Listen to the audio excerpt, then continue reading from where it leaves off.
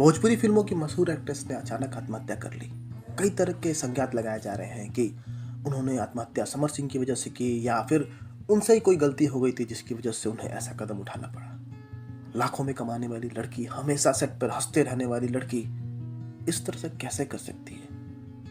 इतना बड़ा कौन सा टेंशन था उनके सामने जिनकी वजह से उन्हें इस तरह कदम उठाना पड़ा? क्या सही में जिम्मेदार है समर सिंह और उनके भाई, या फिर आकांक्षा दुबे से कोई ऐसी गलती हो गई थी जिसकी वजह से वो समर सिंह का सामना नहीं कर सकती थी और उन्होंने इस तरह कदम उठा लिया? ये तो जांच का विषय है, लेकिन भोजपुरी इंडस्ट्री में ये सब नहीं होना चाहिए।